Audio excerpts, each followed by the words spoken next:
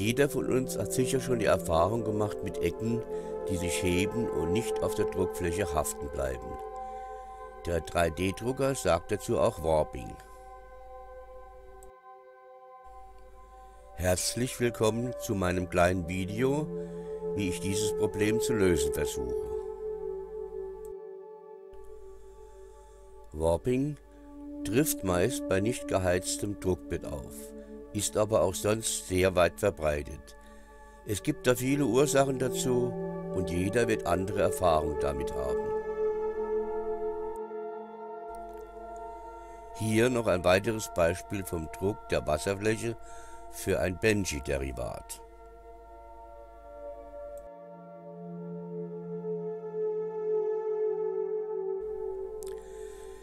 Ich habe mich bei Thingiverse umgeschaut und dabei diesen Vorschlag mit Helferscheiben oder Helper Disks gefunden, die unter die Ecken der zu bearbeitenden STL-Dateien gelegt werden.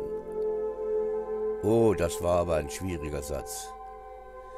Es gibt aber noch weitere Designs in der gleichen Richtung und ich bin sicher, jeder kann für sich das Richtige finden. Einen Link zu den Scheiben habe ich in der Videobeschreibung angegeben.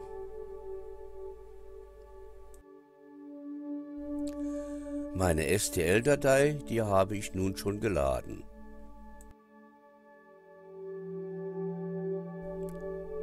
Dann lade ich die Helferscheibe.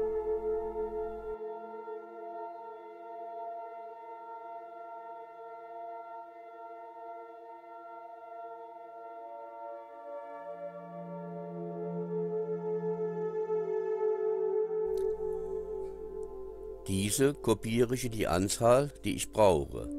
In meinem Fall 4 Stück.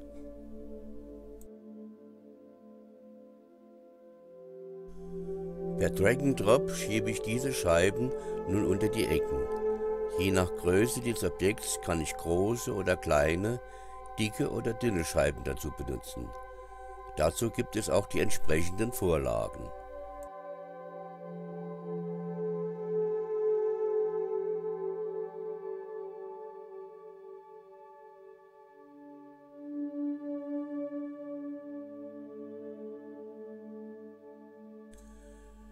Nach dieser Verbindung der Ecken mit der Helferscheibe stelle ich nun meine Druckereinstellung ein und erzeuge den G-Code. Dieser wird dann auf eine SD-Karte kopiert und am Drucker ausgedruckt.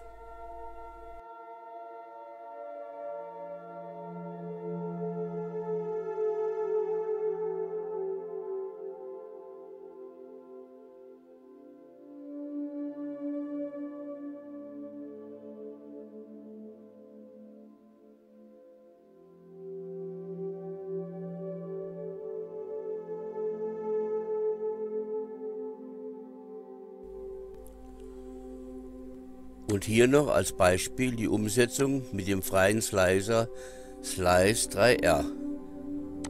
Auch hier wurde zuerst das Objekt geladen.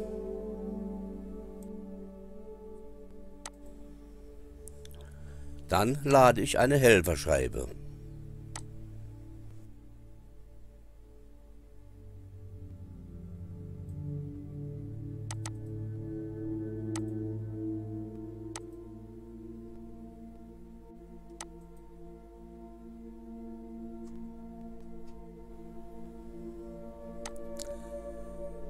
Mit der rechten Maustaste kann ich dann die Anzahl der Scheiben einstellen und diese verarbeiten, also unter die Ecken schieben.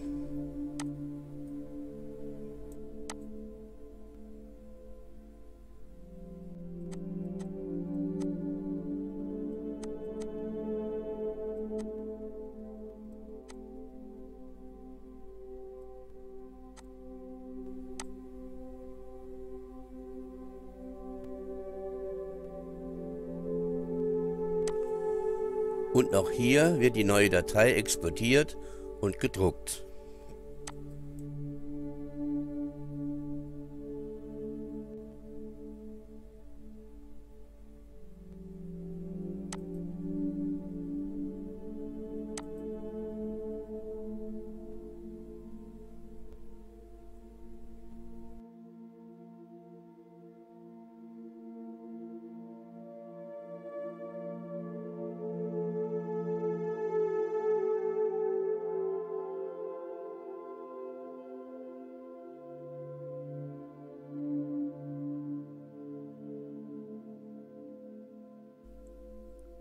Und das ist dann das fertige Produkt.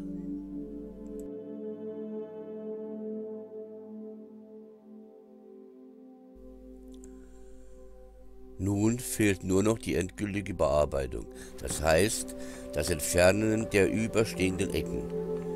Ich benutze oft eine Schere dazu.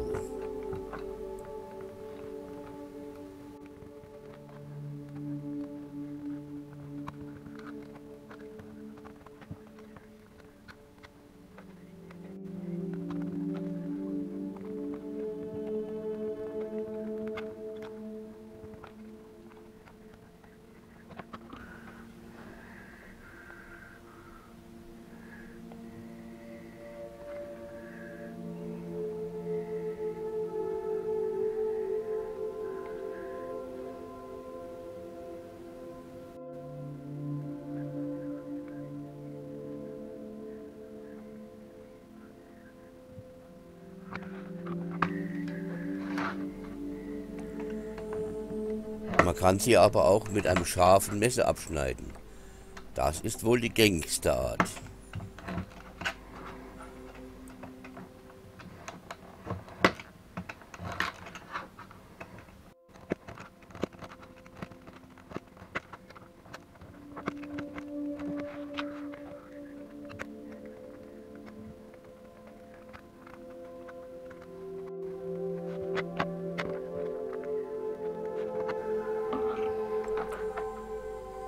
Und danach arbeite ich noch die Ränder mit einem heißen Lötkolben nach.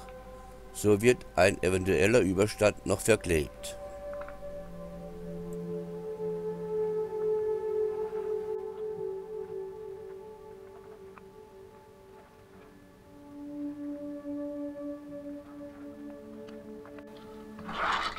So, nun ist der 3D-Druck fertig bearbeitet. Und es bleibt nur noch Deckel drauf.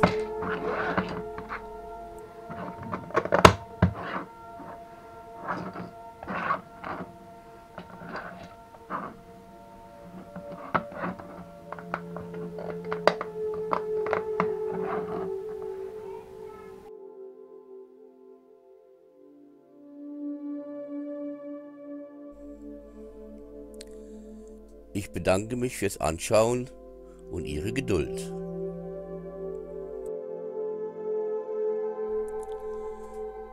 Sollte Ihnen meine Arbeit gefallen haben, dann abonnieren Sie doch meinen Kanal. Und sollte Ihnen auch noch dieses Video gefallen haben, so geben Sie mir doch einen Daumen hoch. Salü und Tschüss aus dem Saarland.